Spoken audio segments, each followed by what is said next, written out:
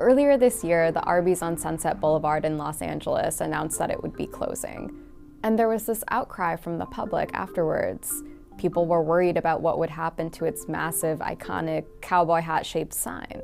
And that's when I discovered that this was part of Googie architecture.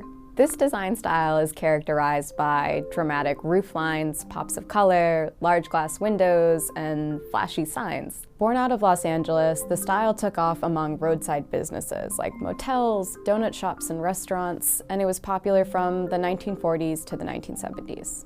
Architects designed Googie structures to be experienced first through the car window. It's not that different from how today many brands are meant to be experienced through Instagram and TikTok. The idea was that it would catch the attention of someone driving by and that they could look in through the glass windows and want to go inside themselves. During the post-World War II era, when Googie was really popular, there was this hopefulness surrounding the future that was promised by American innovation. There was all this new technology, and this was also the time of space exploration that made people really excited about what was to come.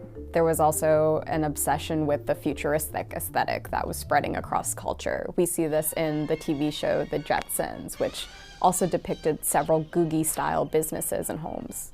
But then Googie starts to drop off. Eventually, stricter sign codes came into play. There were limits on the size of a sign, and certain kinds of neon signs were even banned. Learning about Googie, what I thought was really remarkable was that a lot of these businesses were really accessible to the general public. These were fast food joints or casual coffee shops.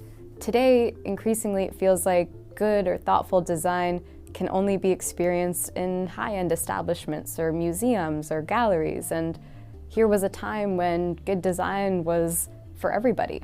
Today, there's many active historians and preservationists working to save Googie structures, but it's not a simple task. And the Sunset Boulevard Arby's is now a Prince Street pizza, but the cowboy hat sign is still there. And while it's no longer the original business, the fact that the sign is still there is considered a small win for some preservationists because it's so hard to preserve anything these days.